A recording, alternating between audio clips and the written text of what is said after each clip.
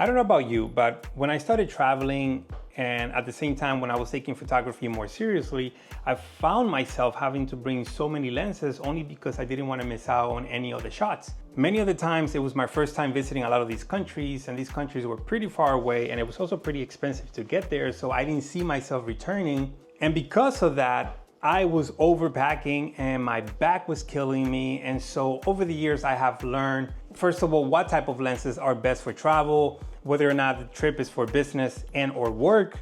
And then that helps me identify the type of gear that I should bring. Because this trip was in celebration of my birthday, I decided to visit Madrid, Gran Canaria, Marrakesh, Tanja, Chefchaouen. I hope I didn't pronounce that wrong, but it's also known as the Blue City or the Blue Pearl, which is also in Morocco. And then from there, I flew to Ibiza, Spain for another 5 days. And basically throughout the entire trip, I used the lens the most. I did bring all the lenses only because I knew I was going to be working with other professionals.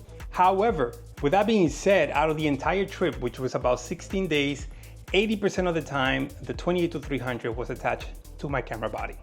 The lens is not ideal for low light situations, and it's also not great for people who may have injuries on their shoulders or elbows, or if they have arthritis, or anything that basically prevents them from holding something semi-heavy or for prolonged use. But if you were to bring a harness, which I did talk about on the first video, or if you use those plates that you put in your camera strap, which are made by multiple companies where you can just put your camera there. Honestly, I think you can get away with using this lens all day because you're not gonna have to handhold it the whole time the way I used to do it back then. Is this lens super sharp? The honest truth is no. But with the right settings and the right lighting conditions, as you can see in the images that will be rolling, you're going to see that the lens actually does really well.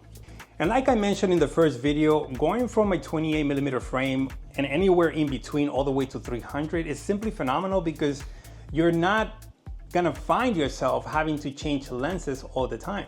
So look, if you're a beginner, intermediate, and in some cases, if you're an advanced photographer, a professional photographer, and you know you're going to be using artificial light, whether it's a strobe or a speed light, it works really well with the lens because you're in control of the lighting. And again, like I said earlier, if you have a lot of light, the lens works really well. And at the end of the day, you also have to ask yourself, what type of photographer or traveler are you? Are you the type who likes to explore day and night and photograph day and night? Or are you more like the people who take photos during the day and then they have a more relaxed time in the evening? Or you really don't take a lot of photos? In that case, if you don't take a lot of photos when you're traveling, I wouldn't recommend carrying this lens. If you find yourself taking photos during the day and not at night, much like me, definitely bring this lens. Get it if you don't have it, rent it and try it out if you're just curious. And if you like taking photos at nighttime, then I definitely recommend that you bring a lens that you can use in low light. One last remark I'll make about this lens is that for videos, yeah, you can technically use it. Again, you have the whole range, it's amazing. However, it is very crucial that when you're zooming in or out, you either stop recording, zoom in or out, then continue recording. Why?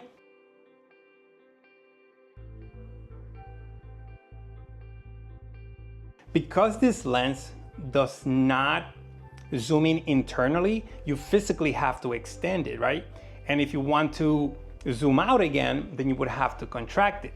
That being said, I do love the lens, I do recommend it, I stand by it, but my shooting style has changed, and now I don't see myself having to shoot above 200. In fact, I rarely went over 150 because I looked at the metadata on my Lightroom catalog, and basically I was mostly between the 28 and usually 135.